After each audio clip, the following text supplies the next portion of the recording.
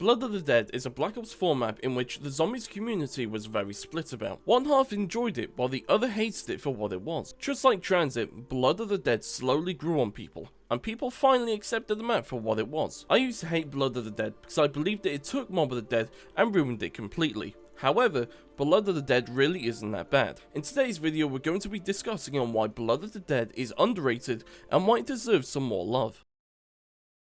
Point 1. Easy round 50. The round 50 strategy for this map is incredibly easy.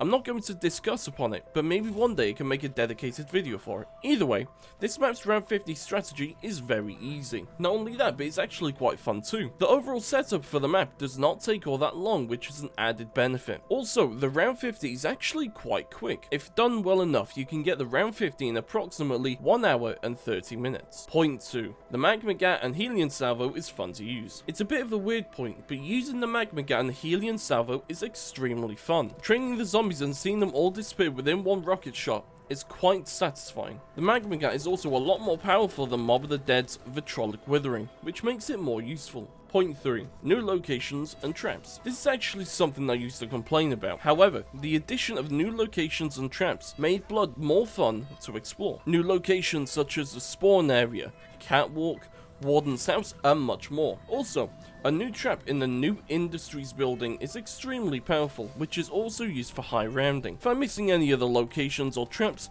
do let me know in the comments down below. Point number 4. Fast travel. Now, it's fair to say that this map is fairly big, and the catwalk can be extremely dangerous to use when you're in the middle of a round. Blood of the Dead has fast travel spots which takes you to different parts of the map. It's very useful as not everyone wants to travel the entire map, and it can be useful for speedrunners too. Fast travel allows you to get from point A to point B a lot quicker, and is a great benefit for the players. Point 5. Mob of the Dead nostalgia. Now, Blood of the Dead definitely does not scream the same way that Mob of the Dead does, but Blood of the Dead does bring some nostalgia for the OG players. While some areas are changed, and it doesn't feel 100% the same, it's still nice to know that you do get a little bit of nostalgia that comes back to you. Point 6.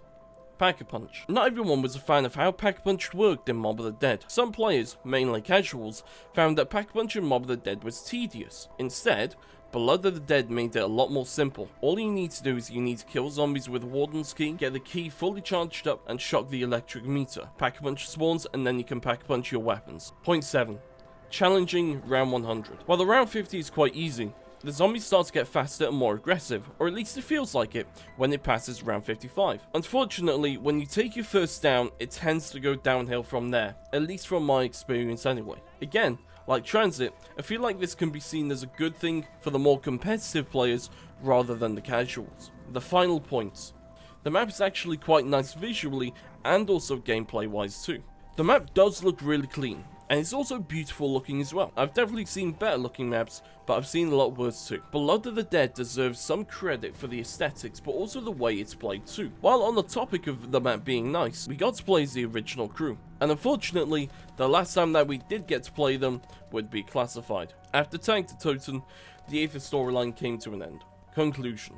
It's fair to say, Blood of the Dead definitely gets a lot of hate, but I think this is due to the expectations that Mob of the Dead brought. Blood was believed to be a remaster, but instead was actually a remake. Nonetheless, Blood of the Dead still brought some nostalgia and still played quite well. The high rounds are fun, yet challenging. Also comes with new locations to explore, and new traps to run and use. Overall, I'm willing to give Blood of the Dead a B tier rating. It's definitely not as good as Mob of the Dead, but it's definitely deserving of a good rating. Thank you all so much for watching the video, and if you did enjoy the video, make sure to leave a like, make sure to subscribe, and put the post notifications on. If you're liking videos like this, then make sure to leave a like. It basically just tells me that you're enjoying the content, and to be honest, doing videos like this, I've really enjoyed it. Thank you all so much, have a fantastic day, and I'll see you all in the next video. Peace.